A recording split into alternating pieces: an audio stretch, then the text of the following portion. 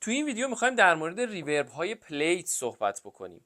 جنس ریورب ها با هم دیگه متفاوته و معروف ترین جنسی که برای ریورب ها وجود داره یکیش هال هست، یکیش روم هست و یکی هم چیمبر. هال به معنی سالن، روم به معنی اتاق و چیمبر به معنی دالان بزرگ یا راهرو هستش.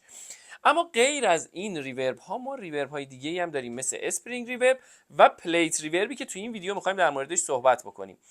پلیت ریورب اولین بار در سال 1950 توسط یک کمپانی به اسم EMT ساخته شد. در واقع یک دستگاه مکانیکی ساخته شد که این دستگاه ریورب واقعی یا پژواک صدا رو شبیه سازی میکرد به شکل مکانیکی. حالا ببینیم این دستگاه چجوری کار میکرد. شکل این دستگاه در واقع به شکل خیلی واقعی و طبیعی روی پلاگین ابی رود پلیتس در واقع نمایش داده شده. این دستگاه تقریبا دو متر طول داشت و یک باکس، یک جعبه است که خود جعبه هم وزنش حدود 250 کیلوگرمه. داخل جعبه همونطوری که میبینید یک ورق فلزی معلق شده، آویزانی شده این ورق فلزی داخل جعبه. حالا جنس این ورق فلزی رو شما میتونید تغییر بدید، میتونه مس باشه، میتونه نیکل باشه یا جنس های دیگه و طبیعتا هر چی جنس این رو تغییر بدید جنس ریوربتون هم یه کمی متفاوت میشه. حالا اصلا این ریورب چجوری ساخته میشه؟ یک طرف یه ترانسدیوسر دارین، یه طرف دیگه هم یه ترانسدیوسر دیگه. ترانسدیوسر یعنی مبدل.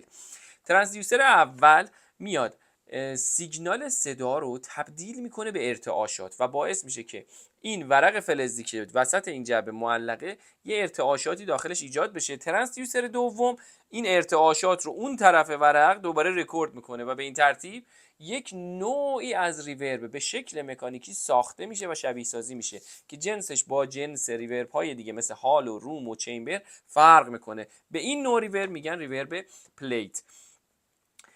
پلاگین های امروزی در واقع وقتی شما پلیت ریورب میبینید دارن همین فرایند رو شبیه سازی میکنن. اولین دستگاهی که به صورت مکانیکی ساخته شد EMT 140 نام داشت که در واقع همین شکلی که اینجا هست در واقع این دستگاه بود. این دستگاه علاوه بر این که شما حالا میتونید یک پلیت به جنس های مختلفی داخلش داشته باشی، یه دمپر داره. هرچی دمپر در واقع زمانش کمتر باشه که حالا تو پلاگین هم شما دقیقا همون رو دارید، ریورب رو سریعتر خفه میکنه. در واقع امتداد ریورب شما کوتاه‌تر میشه و هرچی دمپر رو بالاتر میارید این امتداد ریورب شما طولانی تر میشه.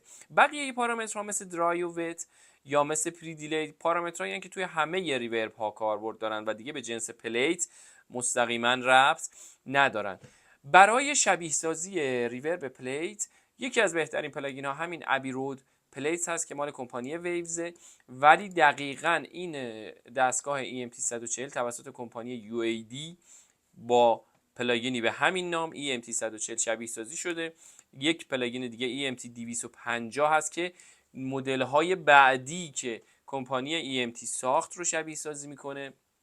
یه پلاگین شبیه ساز خوب دیگه هم والهالا پلیت هست که اینم در واقع ریورب پلیت رو شبیه سازی میکنه. حالا بریم در عمل بشنویم ببینیم که ریورب پلیت با ریورب های عادی چه فرقی میکنه. من از همین پلاگین در واقع EMT 140 UAD استفاده میکنم. حالا برای این مثال وکال ما بدون ریورب این شکلی صدا میده.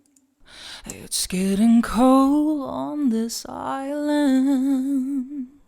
خب این وکال خام و وکال خشک ماست. اما بریم روی پروژه و این ریورب رو حالا با 1% کمی اعمال کنیم و بشنویم نتیجه رو.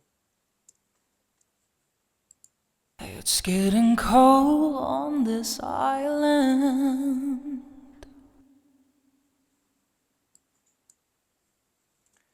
من وتر رو زیاد میکنم تا شما فقط جنس ریورب رو بشنوید. It's getting cold on this island. این دقیقاً ریوربیه که با این روشی که بهتون گفتم تولید میشه از طریق صفحه فلزی. همونطوری که میبینید ریورب پلیت معمولا خیلی غنی و حجیم صدا میده، خیلی نرم صدای در عین حال نرم و مخملی ولی حجیم و پری داره و نوع خاصی از ریورب هست که توی پروژه های موسیقی میشه برای ایجاد روم یا اتاق درام ازش استفاده کرد، برای خود وکال و برای خیلی از صداها کاربرد داره. پلاگین هایی که معرفی کردم چند نمونه از پلاگین هایی که برای شبیه سازی این نوع ریورب خیلی خوب عمل میکنن، ولی پلاگین های پلیت ریورب بسیار بسیار زیادن و کمپانی های مختلفی اونا رو تولید کردن. کانال ما رو سابسکرایب کنید تا ویدیوهای بعدی رو از دست ندید.